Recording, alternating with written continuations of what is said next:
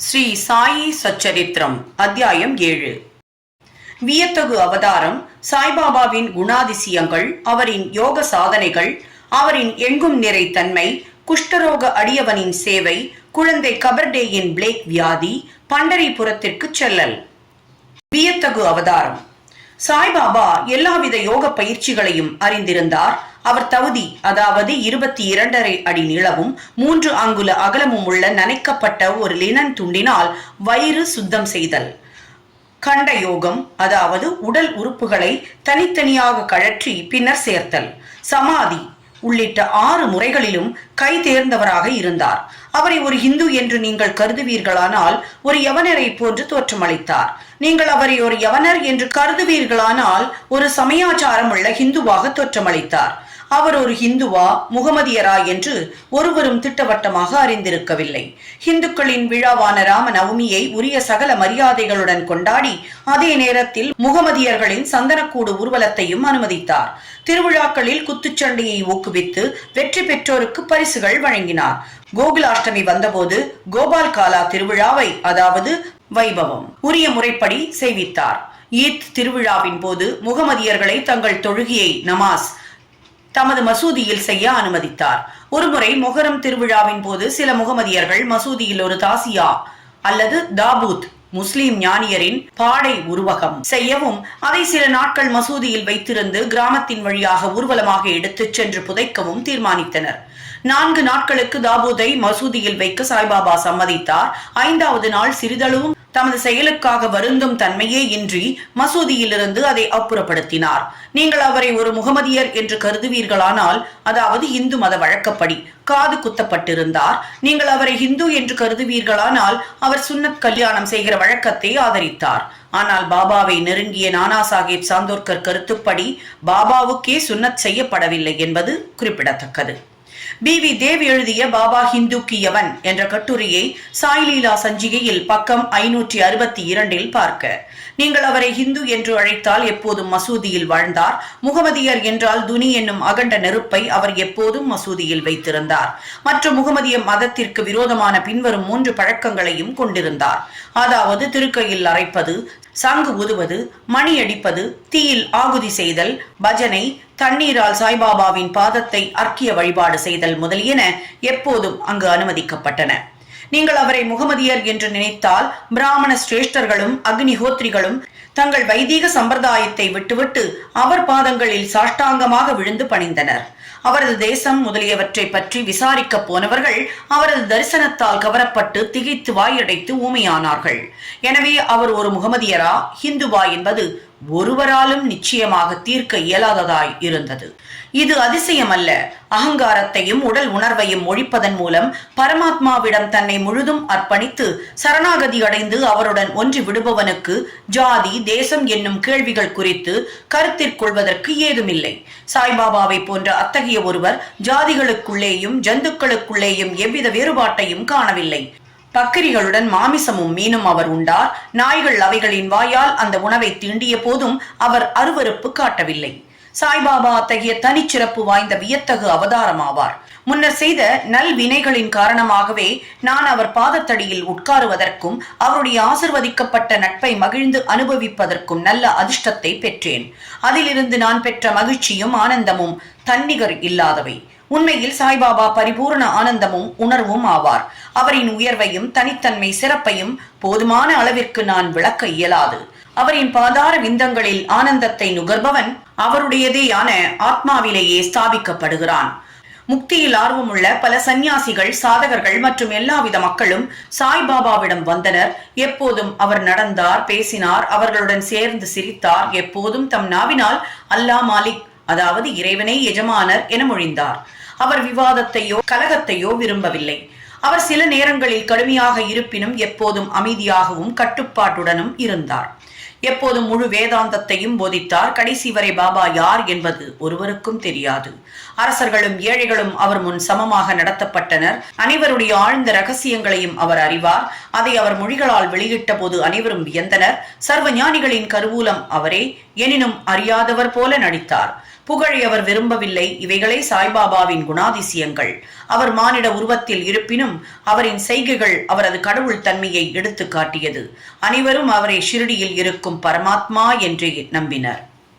சாய்பாபாவின் குணாதிசயங்கள். பாபாவின் அற்புதங்களை விளக்கத் தெரியாத அறிவிலி நான்.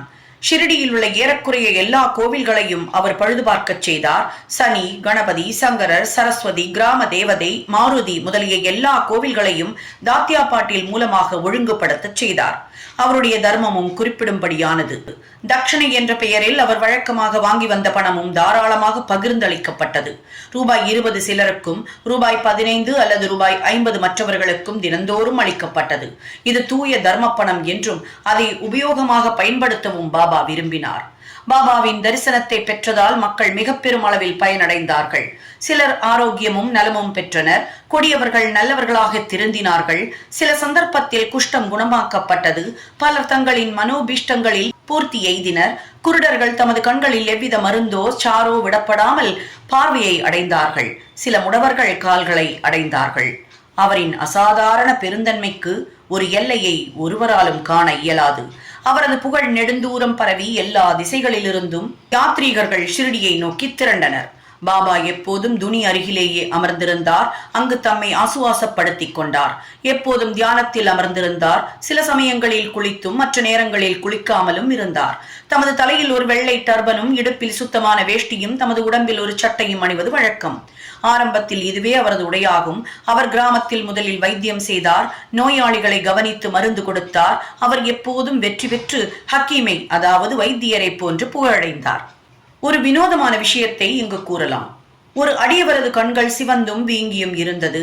ஷிரடியில் ஒரு வைத்தியரும் கிடைக்கவில்லை. மற்ற அடியவர்கள் அவரை பாபாவிடம் அழைத்துச் சென்றனர். அதை போன்ற வியாதிக்கு மற்ற டாக்டர்கள் களிம்பு, அஞ்சனம், பசும்பால், கற்பூராதி மருந்துகள் முதலியன உபயோகிப்பர். ஆனால் பாபாவின் சிகிச்சையோ முற்றிலும் தனித்தன்மை வாய்ந்தது. சிறிது பிப்பாவை, அதாவது சலவை செய்பவர் குறியிடும் செங்கொட்டைக்காயின் பசை கைகளால் 2 உருண்டை செய்து நோயாளியின் ஒவ்வொரு கண்களிலும் அந்த உருண்டையை திணித்துவிட்டு துணியால் கண்களை சுற்றி கட்டு போட்டு விட்டார். மறுநாள் கட்டு அவிழ்க்கப்பட்டு தண்ணீரால் சுத்தப்படுத்தப்பட்டது. எரிச்சல் மறைந்து கண்மணி வெண்மையாய் சுத்தமாகிவிட்டது. கண்கள் நுண்ணிய உறுப்பான போதும் செங்கோட்டை பசை அவற்றிற்கு எவ்வித தீங்கையும் அளிக்கவில்லை. இம்மாதிரி பல வியாதிகளை குறிப்பிடலாம். ஆனால் இந்த நிகழ்ச்சியே குறிப்பிலுள்ளது. பாபாவின் யோக பயிற்சிகள். பாபா யோகத்தின் எல்லா பயிற்சி முறைகளையும் அறிவார். அவைகளில் 2ஐ இங்கே குறிப்பிடுவோம். 1. தவ்தி அல்லது சுத்த விருத்தி.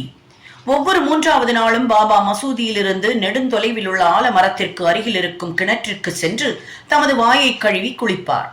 ஒரு சந்தர்ப்பத்தில் தமது குடல், கும்பி முதலியவற்றை அவர் வாந்தி எடுத்து அவைகளின் உட்புறத்தையும் வெளிப்புறத்தையும் சுத்தம் செய்து பக்கத்தில் உள்ள நாவல் மரத்தில் உலர்வதற்காக வைத்தது கவனிக்கப்பட்டது. இதை பார்த்தவர்கள் ஷிரடியில் உள்ளனர். அவர்கள் இந்த உண்மையை சோதனை செய்து பார்த்து விட்டனர். 3 அங்குல அகலமும் 22.5 அடி நீளமும் உள்ள நனைக்கப்பட்ட லினன் துணியால் தவுதி செய்யப்படுகிறது. இது தொண்டைக்குள் விழுங்கப்பட்டு ஏறக்குறைய அரை மணி நேரத்திற்கு வயிற்றுக்குள்ளேயே கிரியைகள் நடத்த வைத்திருக்கப்பட்டு பிறகு வெளியே எடுக்கப்படுவதே சாதாரண தவுதியாகும். ஆனால் பாபாவின் தவுதியோ மிகவும் தனிச்சிறப்பானது, அசாதாரணமானதும் கூட. 2. கண்ட யோகம். பாபா தமது உடம்பில் இருந்து வெவ்வேறு உறுப்புகளை பீத்தெடுத்து மசூதியில் அவற்றை பல இடங்களில் தனியாக வைத்திருந்தார். ஒருமுறை ஒரு பெருந்தகை மசூதிக்கு சென்று பாபாவின் உடல் உறுப்புகள் தனித்தனியாக மசூதியின் பல இடங்களில் கிடப்பதை கண்டார். அவர் மிகவும் பீதியடைந்து முதலில் கிராம அதிகாரிகளிடம் சென்று பாபா கண்ட துண்டங்களாக வெட்டப்பட்டு கொலை செய்யப்பட்டதை அறிவிக்க எண்ணினார். அவரே முதல் தகவல் தந்தவராகி விடுவார். ஆதலாலும் அந்த விஷயத்தை பற்றி சிறிது அறிந்திருந்ததாலும் அவர் மீது பொறுப்பு சுமத்தப்பட்டு விடும் என எண்ணி யாரிடமும் ஏதும் கூறாமல் இருந்து விட்டார். ஆனால் மசூதிக்கு சென்றபோது பாபா தேக ஆரோக்கியத்துடன் திடகாத்திரமாக முன்போலவே இருப்பதைக் கண்டு மிகவும் அதிசயமடைந்தார். தான் முதல் நாள் பார்த்தது வெறும் கனவு என்றே அவர் எண்ணினார். பாபா தமது சிசு பருவத்திலிருந்தே யோகம் பயின்றார். அவர் பெற்றுள்ள திறமையை ஒருவரும் அறிந்திருக்கவில்லை, அன்றி யூகிக்கவும் இல்லை. தமது சிகிச்சைகளுக்கு எந்தவித பணமும் அவர் வசூலிக்கவில்லை. தமது தகைமைகளின் திறத்தின் பயனால் புகழ்பெற்று பெருமையுற்றார். பல ஏழைகளுக்கும் துன்பப்படும் மக்களுக்கும் அவர் ஆரோக்கியம் அளித்தார். வைத்தியர்களில் எல்லாம் தலை சிறந்த புகழ்பெற்ற வைத்தியரான அவர் தமது தேவைகளை லட்சியம் செய்யவில்லை. மற்றவர்களின் நன்மைக்கும் சௌகரியத்திற்குமே எப்போதும் உழைத்தார். தாங்க முடியாத பயங்கர வலிகளை எல்லாம் தாமே பலமுறை இந்த முறைகளில் தாங்கி துயருற்றிருக்கிறார். எங்கும் நிறைந்திருக்கும் மிகவும் கருணையுடைய பாபாவின் குணாதிசயத்தை எடுத்து காண்பிக்கும் அத்தகைய ஒரு நிகழ்ச்சியை இங்கு தருகிறேன். பாபாவின் எங்கும் நிறை தன்மையும் கருணையும். 1910 தீபாவளி விடுமுறையின் போது பாபா துணிக்கருகில் அமர்ந்து குளிர் காய்ந்து கொண்டிருந்தார். பிரகாசமாக எரிந்து கொண்டிருந்த துணியில் விறகை நுழைத்தார். சிறிது நேரத்திற்கு பின் விறகுகளை நுழைப்பதற்கு பதில் பாபா தமது கரத்தையே துணி உள்ளே நுழைத்து விட்டார். கரம் உடனே கருகி வெந்துவிட்டது. இது வேலையாள் மாதவாலும் மாதவராவ் தேஷ்பாண்டேயாலும் உடனே கவனிக்கப்பட்டது. உடனே அவர்கள் பாபாவிடம் ஓடினார்கள். மாதவராவ் தனது கைகளை பாபாவின் இடுப்பில் கொடுத்து சேர்த்து வலிந்து பின்னால் இழுத்து, தேவா, எதற்காக இங்கனம் செய்தீர் என்று கேட்டார். பின்னர் பாபா தம் உணர்வுக்கு வந்து பதிலளித்தார். தொலை தூரத்தில் உள்ள ஏதோ ஒரு இடத்தில் ஒரு கொல்லனின் மனைவி உலைக்களத்தில் இருந்த துருத்தியில் வேலை செய்து கொண்டிருந்தாள். அப்போது அவளது கணவன் அவளை கூப்பிட்டான். அவள் தனது இடுப்பில் குழந்தை இருப்பதை மறந்து அவசரமாக ஓடினாள். அதனால் ஊது உலைக்களத்தில் குழந்தை நழுவி விழுந்து விட்டது. நான் உடனே உலைக்களத்தில் கையை விட்டு குழந்தையை காப்பாற்றினேன். எனது கரங்கள் வெந்து போனதை பற்றி நான் பொருட்படுத்தவில்லை. குழந்தையின் உயிர் காக்கப்பட்டதை எண்ணி நான் மகிழ்வடைகிறேன் என்று கூறினார் பாபா. குஷ்டரோக அடியவனின் சேவை.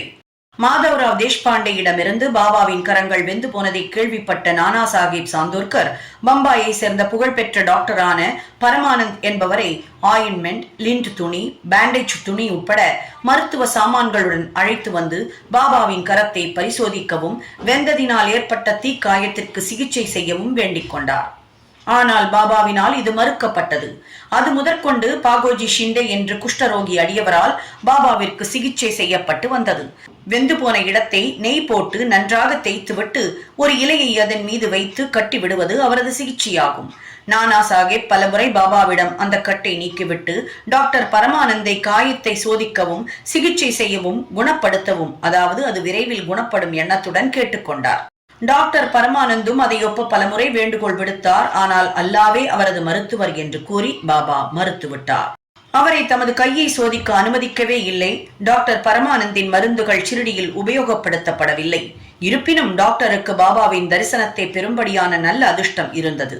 தினந்தோறும் பாகோஜி அவர் கரத்திற்கு சிகிச்சை செய்ய அனுமதிக்கப்பட்டார். சில நாட்களுக்கு பின் கரம் குணப்படுத்தப்பட்டது. அனைவரும் மகிழ்ச்சியுற்றனர். ஏதோ லேசான வலி இன்னும் இருந்திருக்குமோ இல்லையோ என்பதை நாம் அறியோம். தினந்தோறும் பாகோஜி தனது நியதிப்படி கட்டுகளை தளர்த்தி நெய்யினால் அதை நன்றாக மீண்டும் தேய்த்து அழுத்தி கட்டு போடுவார். இது சாய்பாபாவின் மகா சமாதி வரை நடைபெற்றது.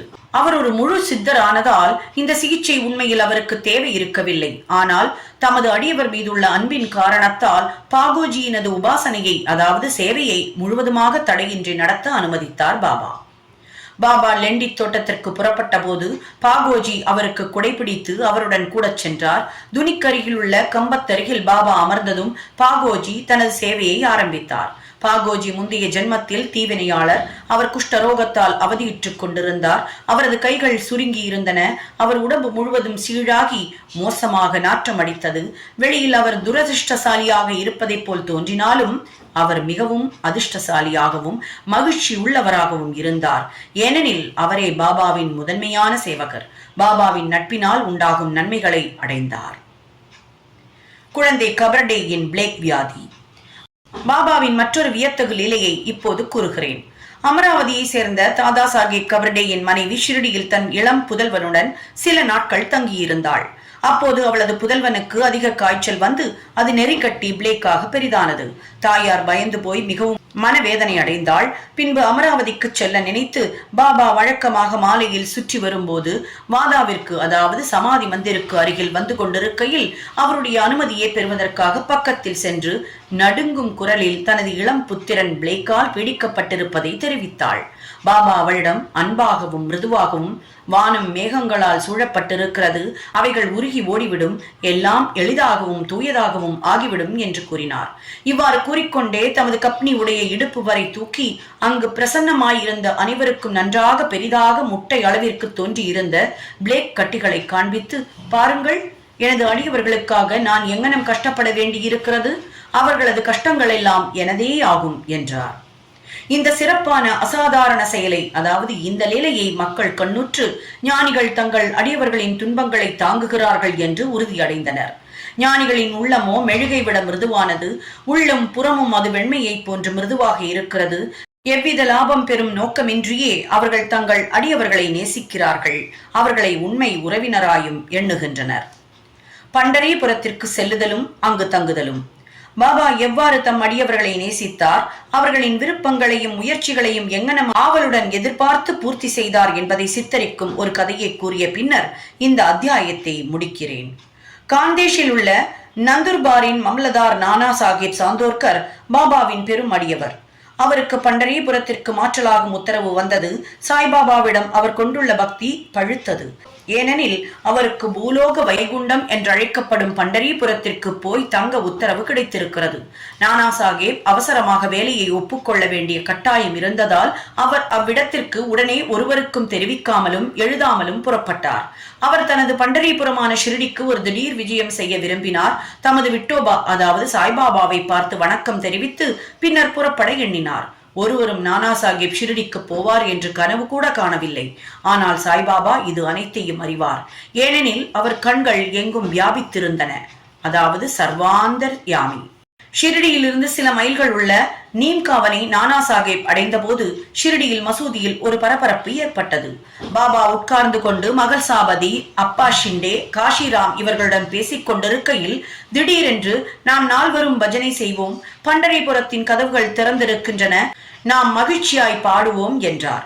அப்போது கோஷ்டியாக அவர்கள் பாடத் தொடங்கினர். அதன் பல்லவி இதோ: நான் பண்டரிபுரத்திற்கு போக வேண்டும், அங்கே தங்க வேண்டும், ஏனெனில் அதுவே எனது பரமாத்மாவின் வீடு.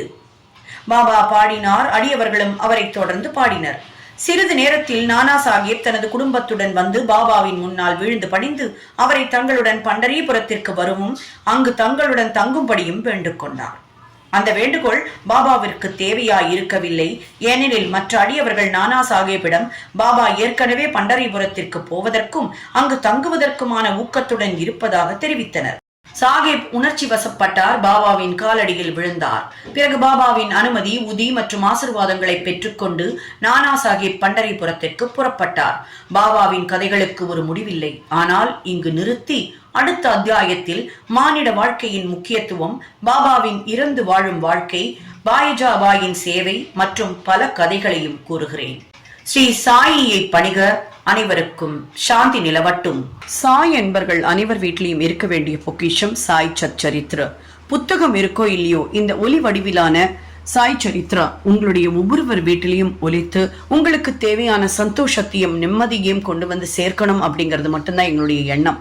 கண்டிப்பாக மிகப்பெரிய மாற்றத்தை உண்டு பண்ணக்கூடிய இந்த சாய் சரித்ரா தினமும் ஒரு அத்தியாயத்தை கேட்பவர்களுக்கு கண்டிப்பாக மிகப்பெரிய பலன்கள் காத்திருக்கு. 51 அத்தியாயங்களும் தெளிவான உச்சரிப்புல, மிதமான வேகத்துல, சரியான விகிதத்துல கொடுத்து உங்களுக்கான சந்தோஷத்தையும் அள்ளி தரக்கூடிய இந்த சேனலை சப்ஸ்கிரைப் பண்ணாதவர்கள் கண்டிப்பா சப்ஸ்கிரைப் பண்ணி மற்றவர்களுக்கும் ஷேர் பண்ணுங்க. உங்களுடைய லைக் அண்ட் கமெண்ட்ஸ் கண்டிப்பா எங்களை உற்சாகம் ஊட்டும்.